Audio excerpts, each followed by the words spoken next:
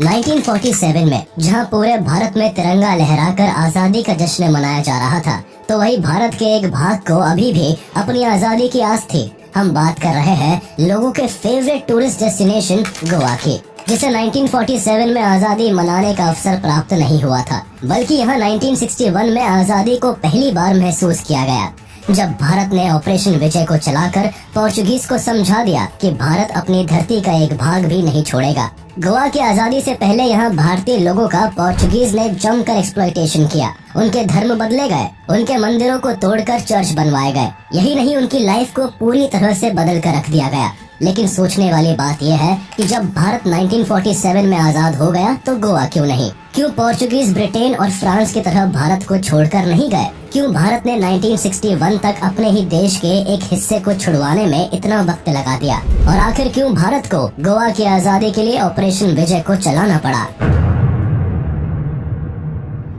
गोवा भारत का अपना एक राज्य, जो कि भारत कम और यूरोप ज्यादा लगता है। इस स्टेट का कल्चर भारत के दूसरे स्टेट से काफी अलग है। गोवा यूरोप के मॉडर्न कल्चर में काफी हद तक रंगा हुआ है, जिसका मेन कारण पोर्चुगीज का इन्फ्लुएंस है। पोर्चुगीज का ओल्ड गोवा को न्यू एंड मॉडर्न गोवा बनाने में एक बहुत बड़ा हाथ रहा है। लेकिन गोवा हमेशा से ऐसा नहीं था, बल्कि गोवा की अपनी एक अलग कहानी है। भारत के बाकी स्टेट्स की तरह गोवा की जड़ें भी काफी पुरानी है। प्री हिस्टोरिक टाइम से चला आ रहा गोवा भारत का सबसे छोटा स्टेट होने के बाद भी भारत का एक बड़ा टूरिस्ट डेस्टिनेशन है। अपनी लॉन्ग एंड डाइवर्स हिस्ट्री को समेटे गोवा दुनिया में एक अहम भूमिका निभाता है। भारत में सबसे पहले ह्यूमन सेटलमेंट जिन राज्यों में देखा गया, उनमें से एक गोवा भी था। हिंदू पुराण्स और वेरियस इंस्क्रिप्शंस में भी इसका जिक्र किया गया है, जहां इसे गोवा की जगह गोव, गोवापुरी और गोमंत के नाम से बुलाया जाता था। मिडीवल एरा में अरेबियन ज्योग्राफर्स इस जगह को सिंधानूर और संदाबुर के नाम से बुलाया करते थे, तो वही पोर्चुगीज के राज में उन्होंने इस जगह को वेल्हा गोवा का नाम दिया। गोवा की अर्ली हिस्ट्री को देखें तो 250 बीसी में ये जगह मौर्यन एम्पायर का भाग था। इसके बाद 300 एडी से 600 एडी तक भोजा किंग्स ने इस जगह पर अपनी दावेदारी रखी। इसके बाद गोवा में 2nd सेंचुरी सीई से 1312 तक कदम्बा डायनेस्टी ने अपना कंट्रोल रखा। ये वो वक्त था जब मुस्लिम इन्वेडर्स एशिया के देशों में लगातार इन्वेजन कर रहे थे। इसी दौरान 1312 से 1367 तक डेक्कन के मुस्लिम इन्वेडर्स ने गोवा को अपना बेस बनाया। लेकिन इसी वक्त विजयनगरम किंगडम ने डेक्कन को काफी हद तक अपने कंट्रोल में ले लिया था और गोवा को भी एनेक्स कर लिया। लेकिन जल्दी ही बहमनी सल्तनत ने गोवा को कॉल कर अपने हाथों में ले लिया। गोवा हमेशा से ही एक इम्पोर्टेंट पोर्ट था, जिसकी वजह से ये आइलैंड हमेशा ही बहमनी और विजयनगरम एम्पायर के बीच में टसल का कारण बना रहा। लगातार हो रहे इस टसल के बीच में बीजापुर के गवर्नर आदिल शाह ने बहमनी किंगडम को तोड़कर गोवा को अपने हाथ में ले लिया और 1492 में गोवा आदिल शाह के कब्जे में आ गया।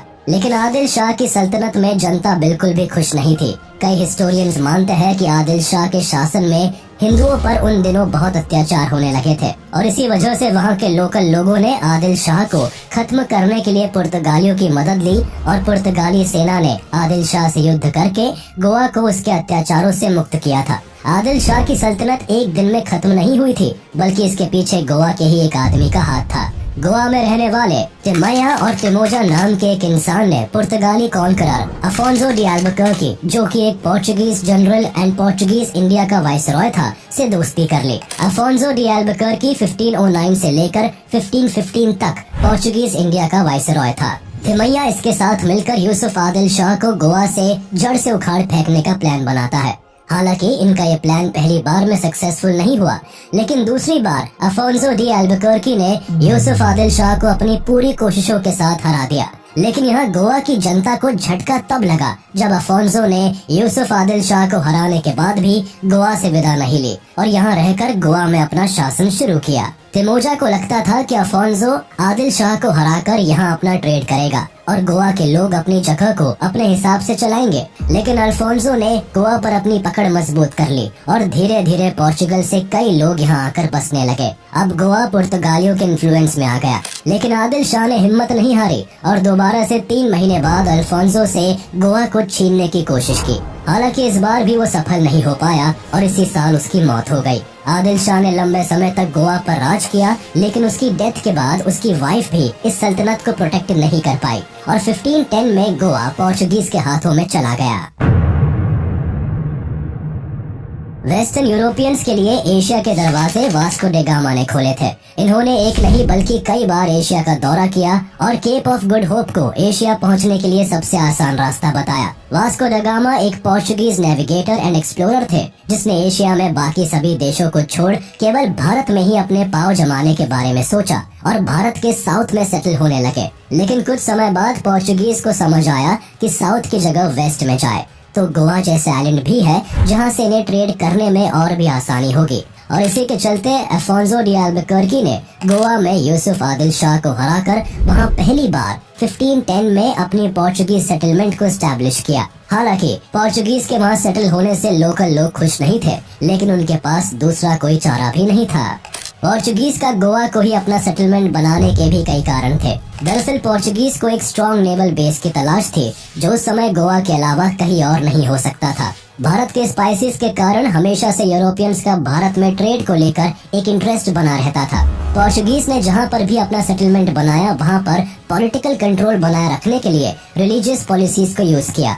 भारत में भी पुर्तगालियों ने ऐसा ही किया। गोवा को अपने कंट्रोल में लेने के बाद पोर्चुगीज को क्रिश्चियनिटी को बढ़ावा देना था और इस काम के लिए उन्होंने गोवा में धड़ल्ले से लोगों के धर्म परिवर्तन करवाए और जिन्होंने ऐसा करने से मना किया उन्हें काफी बड़ी पनिशमेंट्स झेलनी पड़ी। इन सब के अलावा गोवा की स्ट्रेटेजिक लोकेशन को देखते हुए पोर्चुगीज समझ गए थे कि यहाँ से वो अपने ट्रेड रूट को आसानी से प्रोटेक्ट कर सकते हैं। इन सब के अलावा पोर्चुगीज का गोवा में इंटरेस्ट यहाँ की सेलिंग कंडीशंस और एक्सीलेंट हार्बर फैसिलिटीज को देखते हुए भी बिल्डअप हुआ था। गोवा पोर्चुगल का एशिया में फर्स्ट टेरिटोरियल पोजेशन था जिसे वो अपने हाथ से कभी भी किसी भी कीमत पर खोना नहीं चाहते थे और इसी के कारण पोर्चुगीज ने न केवल गोवा के जरिए ट्रेड को बढ़ावा दिया बल्कि यहाँ क्रिश्चियनिटी को भी प्रमोट करना शुरू कर दिया। यही नहीं, अपनी कॉलोनी को दूसरे यूरोपियन ट्रेडर्स से प्रोटेक्ट करने के लिए स्ट्रॉन्ग नेवल बेस बनाना शुरू कर दिया। फोर्टिफाइड फैक्ट्रीज बनने लगी और कुछ ही वक्त में इस जगह काफी सारे Portuguese as a farmers, retail traders and artisans के रूप में आकर सेटल होने लगे, जिनका काम यहाँ की औरतों से शादी करके यही सेटल्ड होने का था। यही सेटल्ड लोग और इनके डिसेंडेंट्स ने गोवा में एक प्रिविलेज्ड कास्ट हासिल कर ली और देखते ही देखते गोवा में एक लार्ज यूरेशियन पॉपुलेशन रहने लगी। पोर्चुगीज ने गोवा पर अपना स्ट्रॉन्ग कंट्रोल स्टैब्लिश करने के लिए यहाँ कई पॉलिसीज को लागू करना शुरू कर दिया। जैसे अब यहाँ पोर्चुगीज लैंग्वेज एंड कल्चर को गोवा के लोगों पर थोपा जाने लगा। इसके अलावा यहाँ Portuguese education, language and customs को इंट्रोड्यूस किया गया। बाकी धर्म परिवर्तन तो पोर्चुगीज का मेन मोटिव था ही। पोर्चुगीज ने गोवा में धर्म परिवर्तन के साथ साथ अधिकतर मंदिरों को भी तोड़वा दिया। उनका मानना था कि गोवा केवल एक क्रिश्चियन स्टेट बनकर ही रहेगा। पोर्चुगीज ने यहाँ कई चर्चेज और कई और फेमस यूरोपियन स्टाइल बिल्डिंग्स भी बनवाई, जिनमें Basilica of Bom Jesus, Se Cathedral, Church of Saint Francis of Assisi, Fort Aguada और फाउंटेनहर्स्ट स्ट्रक्चर शामिल है।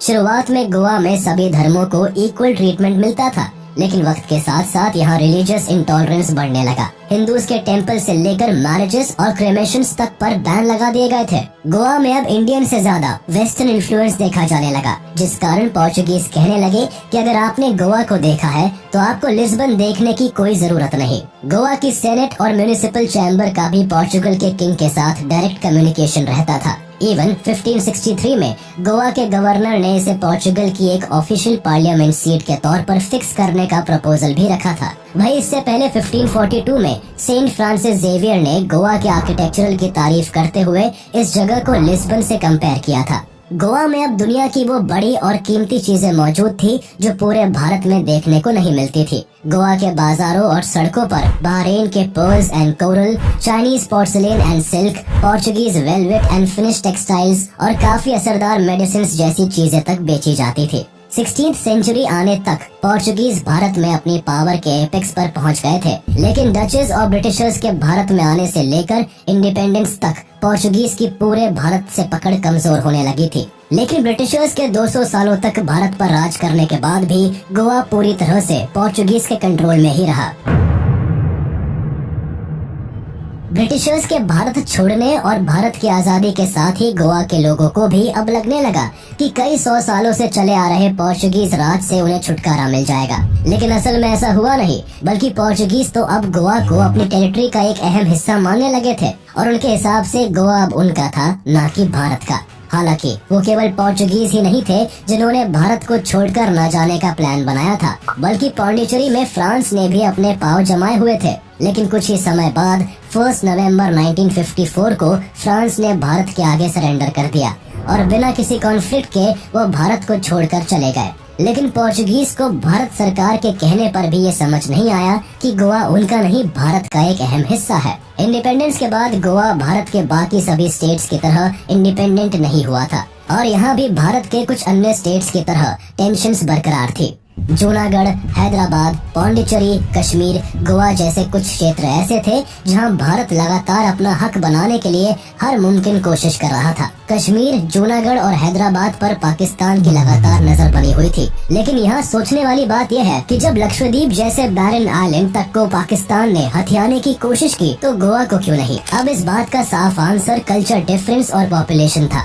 यानी पार्टीशन के बाद पहले ही रेड क्लिफ लाइन के थ्रू भारत और पाकिस्तान बट चुका था। दोनों देशों को उनकी सीमाओं का अंदाजा था और इसके हिसाब से गोवा भारत का एक हिस्सा था। दूसरा, पाकिस्तान आजादी के बाद भारत के केवल उन हिस्सों पर दावा कर रहा था जो या तो खुद भारत में शामिल नहीं होना चाहते थे या वहाँ की पॉपुलेशन मुस्लिम मेजॉरिटी थी। लेकिन गोवा में उस समय क्रिश्चियनिटी का इन्फ्लुएंस ज्यादा था, जिस कारण उनका गोवा पर फोकस कभी गया ही नहीं। गोवा को लेकर पाकिस्तान का दावा न करने का एक कारण ये भी था कि गोवा में भारत की आजादी के बाद भी पोर्चुगल्स का राज था और उस समय पाकिस्तान के पास इतनी ताकत नहीं थी कि वो भारत और पोर्चुगीज से एक साथ लड़ सके।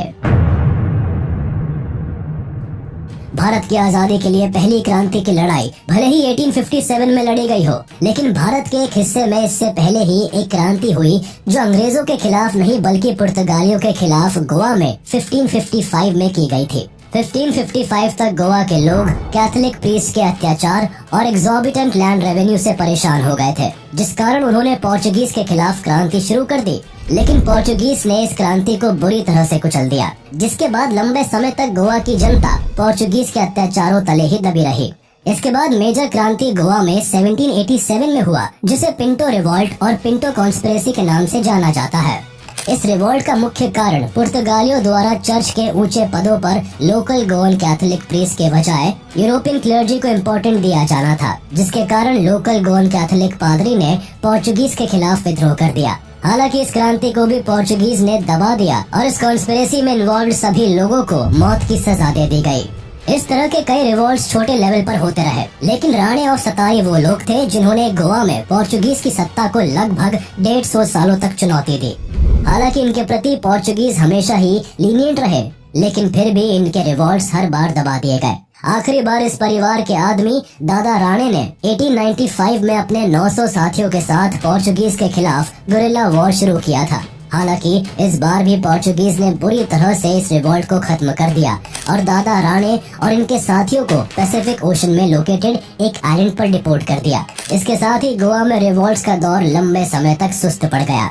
20th सेंचुरी आते आते भारत में फ्रीडम मूवमेंट काफी तेज हो गया था। वही पोर्चुगीज के अत्याचारों को लेकर गोवा में एक फ्रेंच एजुकेटेड गोवन इंजीनियर क्रिस्टाओ दे ब्रेगांका कूला ने आवाज उठाई और 1928 में पोर्चुगीज के खिलाफ गोवा में गोवा कांग्रेस कमेटी को फॉर्म किया गया। इस कमेटी की जड़ें इंडियन नेशनल कांग्रेस से जुड़ी थी, जो इनकी मदद करते थे।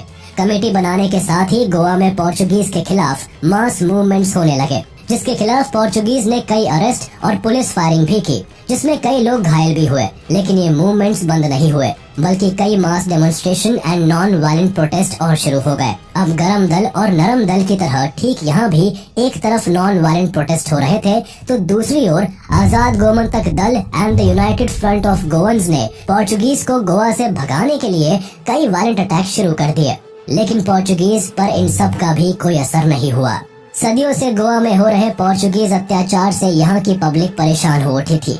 दिन प्रतिदिन गोवा में पुर्तगालियों का अत्याचार बढ़ रहा था, लेकिन गोवा को छोड़कर भारत के ज्यादातर भागों में ब्रिटिश का राज होने के कारण महात्मा गांधी से लेकर इंडियन नेशनल कांग्रेस के बड़े नेता सबके सब ब्रिटिशर्स को देश से भगाने में लगे थे। इसीलिए किसी का ज्यादा ध्यान गोवा की तरफ नहीं जा रहा था। हालांकि वल्लभ भाई पटेल से लेकर महात्मा गांधी तक सभी भारत में पूर्ण स्वराज की मांग तो कर रहे थे, लेकिन इसमें गोवा का हिस्सा नहीं था। लेकिन 1946 एक ऐसा साल बना जब गोवा के भाग्य ने करवट ली और डॉक्टर राम मनोहर लोहिया ने गोवा में भी अपना एजिटेशन शुरू किया। ऐसा नहीं है कि यहाँ पहले से लोग पोर्चुगीज के खिलाफ नहीं थे, बल्कि डॉक्टर लोहिया ने जैसे ही गोवा लिबरेशन बैटल में अपना हाथ आगे बढ़ाया, वैसे ही गोवा के सारे यूथ उनके साथ फ्रीडम के लिए मैदान में उतर पड़े। अंग्रेजों की भारत में कमजोर होती साख को देखकर गोवा के लोगों के दिल में भी आजादी की आस लग गई थी। इसी दौरान नेशनल कांग्रेस गोवा की स्थापना भी हुई थी, जिसकी मेन पॉलिटिकल पार्टी कांग्रेस ही थी। लेकिन इस एजिटेशन में गोवा को कुछ खास सफलता नहीं मिली। लंबे समय तक चले इस संघर्ष में गोवा के अनेक देशभक्तों ने मुस्कुराते हुए स्वतंत्रता के लिए अपनी जान की बाजी लगा दी। कई लोगों को जेल में डाल दिया गया, तो कई लोगों को पोर्चुगल, एंगोला एंड केबो वर्डे जैसी जगहों पर एक्साइल पर भेज दिया। डॉक्टर राम मनोहर लोहिया सहित कई नेताओं को गिरफ्तार कर जेल में डाल दिया गया। पुर्तगालियों के इस तरह के व्यवहार के बाद लोगों ने डर कर एजिटेशन बंद कर दिया और इसके साथ ही 1947 आते आते यहाँ बिल्कुल शांति छा गई। इसके बाद 1947 में भारत आजाद हो गया और कुछ साल बाद फ्रांसीसी भी पौंडीचेरी छोड़कर चले गए, लेकिन गोवा को आजादी नहीं मिली। पोर्चुगीज का कहना था कि गोवा भारत का हिस्सा है ही नहीं। जो देश खुद हिंदू और मुस्लिम डोमिनियन के हिसाब से बांटा गया है, उसमें गोवा जैसे क्रिश्चियन पॉपुलेशन वाले स्टेट कैसे हो सकते हैं। इसके साथ ही उन्होंने गोवा के लोकल लोगों को भड़काने के लिए कई सारे स्पीचेस भी दिए। कम्युनिकेशंस कैंपेन चलाए, जिसमें एक सिनेमा तक बनवाया गया था और लोगों को कन्विंस करने की कोशिश भी की गई थी कि पुर्तगालियों के अंडर रहना ही गोवा के लोगों के लिए अच्छा है। एक हिंदू देश भारत में उन्हें कोई अधिकार और सम्मान नहीं मिलेगा।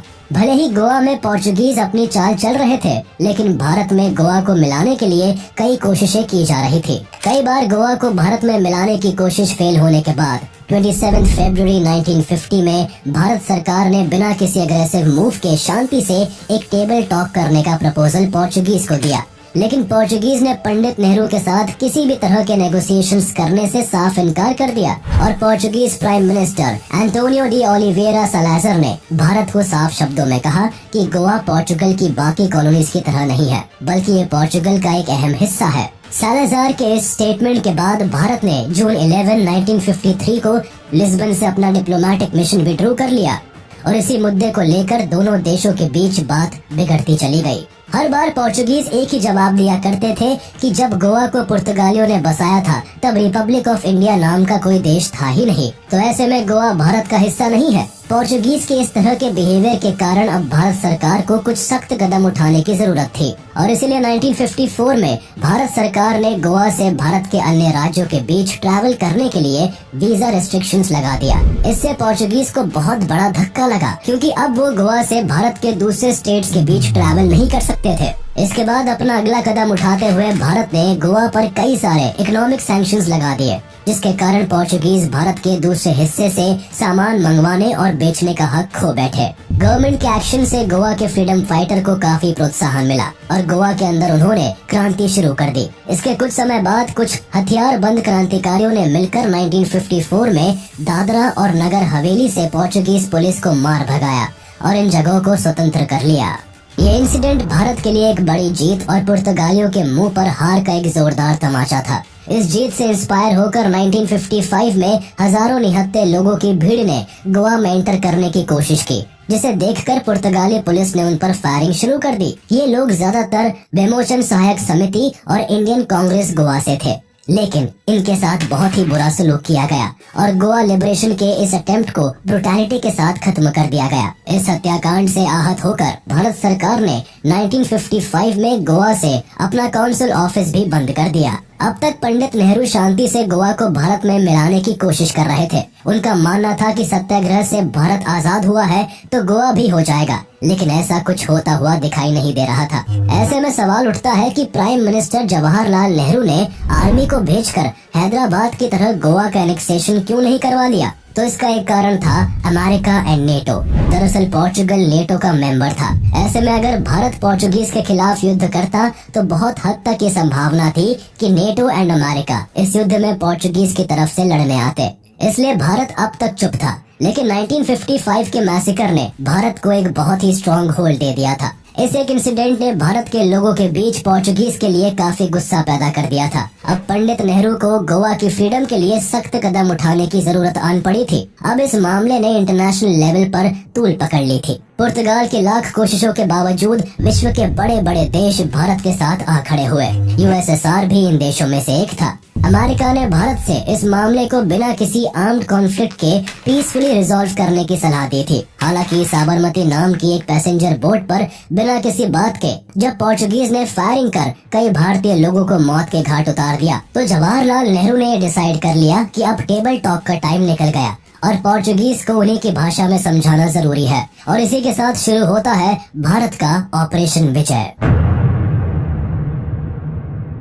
सबसे पहले अगस्त 1961 में भारत सरकार ने दादरा एंड नागर हवेली को भारत में शामिल कर लिया, पर इसके बाद भी पोर्चुगीज गोवा को न छोड़कर जाने के अपने डिसीजन को लेकर अटल रहे। हालांकि इस वक्त तक उन्हें इस बात का अंदाजा हो गया था कि भारत अब गोवा को कभी भी उनसे छीन सकता है, जिस कारण पोर्चुगीज ने अपने बच्चों और सभी महिलाओं को पोर्चुगल वापस भेज दिया और खुद गोवा की देखरेख करने के लिए गोवा में बने रहे। ऑपरेशन विजय को शुरू करने से पहले प्रधानमंत्री जवाहरलाल नेहरू ने मीडिया में कंफर्म कर दिया था कि अब वो हर हाल में गोवा को भारत में शामिल करके ही दम लेंगे। बस फिर क्या था। 17 दिसंबर 1961 के अर्ली आवर्स में इंडियन आर्मी ऑपरेशन विजय को लॉन्च करता है और army, navy and air force Goa को चारों ओर से घेर लेती है। पोर्चुगीज के पास इतना दम नहीं था कि वो भारत को हरा सके और हुआ भी कुछ ऐसा ही।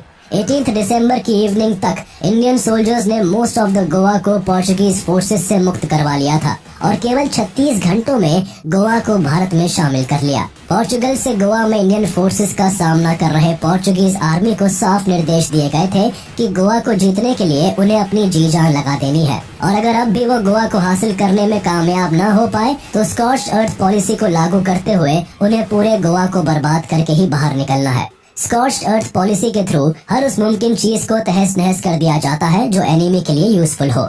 हालांकि इंडियन आर्मी की स्ट्रेंथ और पावर को देखते हुए Portuguese prime minister and dictator Salazar के आदेश के बावजूद गवर्नर जनरल मैनुअल एंटोनियो वसालो ए सिल्वा ने अपने साथियों की जान के मायने समझते हुए भारतीय सोल्जर्स के आगे सरेंडर करने का डिसीजन ले लिया। मैनुअल एंटोनियो इस बात को अच्छे से जानते थे कि पोर्चुगल से उनकी मदद के लिए कोई रीइंफोर्समेंट नहीं आने वाला है, क्योंकि उन दिनों सुएज कैनाल क्राइसिस चल रहा था और इजिप्ट ने ये कैनाल लगभग सभी वेस्टर्न कंट्रीज के लिए बंद कर रखी थी, इसलिए पोर्चुगीज रीइंफोर्समेंट आने की संभावना भी नहीं थी। फाइनली 30,000 स्ट्रॉन्ग इंडियन ट्रूप्स के सामने मैनुअल एंटोनियो ने अपने सभी पोर्चुगीज आर्म्ड पर्सनल के साथ इंडियन आर्मी के आगे सरेंडर कर दिया, जिसके बाद 19 दिसंबर को एक सेरेमनी के तहत दोनों देशों के बीच इंस्ट्रूमेंट ऑफ सरेंडर साइन किया गया। इस सिग्नेचर के साथ ही पोर्चुगीज का गोवा से 451 सालों का रूल खत्म हो गया।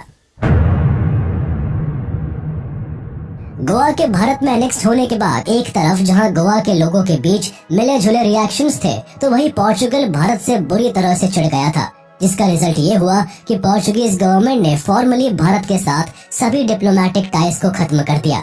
साथ ही उन्होंने गोवा को भारत का हिस्सा मानने से भी इनकार कर दिया। गोवा को खोने का पोर्चुगल पर इतना गहरा असर पड़ा कि उस साल लिस्बन में क्रिसमस के सेलिब्रेशंस की जगह मातम छाया रहा। वहाँ कोई भी क्रिसमस की चमक धमक नहीं देखी गई। गोवा के भारत में मिलने के बाद कुछ टाइम तक यहाँ मिलिट्री रूल रहा और इसके बाद 1962 में यहाँ इलेक्शंस हुए और दयानंद बालकृष्ण बंडोडकर गोवा के पहले चीफ मिनिस्टर बने। भारत का गोवा जीतने का डिसीजन दुनिया ने अपने हिसाब से जज किया। किसी को ये सही लगा तो किसी को गलत, किसी ने इसे भारत की हिपोक्रेसी बताया तो किसी ने इसे भारत का हक। सोवियत यूनियन के साथ साथ यूगोस्लाविया, अरब स्टेट्स, घाना, इंडोनेशिया और सिलोन, जो आज का श्रीलंका है, ने भारत को गोवा के एनेक्सेशन को सपोर्ट किया। सोवियत प्रेसिडेंट लियोनिड ब्रेजनेव उस समय भारत दौरे पर बॉम्बे में थे। तब उन्होंने कहा था कि यूएसएसआर पूरी तरह से भारत के साथ सिंपैथी रखता है और पोर्चुगीज कोलोनियलिज्म के खिलाफ भारत के गोवा के लिबरेशन को पूरी तरह से सपोर्ट करता है। सोवियत प्रीमियर निकिता क्रुश्चेव ने लेटर लिखकर प्रधानमंत्री नेहरू से कहा था कि भारत से पोर्चुगीज कोलोनियलिज्म को खत्म करने के लिए भारत ने जो भी कदम उठाए हैं वो बिल्कुल लॉफुल एंड जस्टिफाइड है। वही America, United Nation, NATO, United Kingdom, Canada, Australia, New Zealand, France, Netherlands, Spain, West Germany and Pakistan ने भारत के स्टेप को क्रिटिसाइज करते हुए नेगेटिव और गलत का करार दिया। इसी के साथ गोवा आज न केवल 15 अगस्त को आजादी का महोत्सव मनाता है, बल्कि 19 दिसंबर को भी गोवा अपने लिबरेशन डे के तौर पर मनाता है।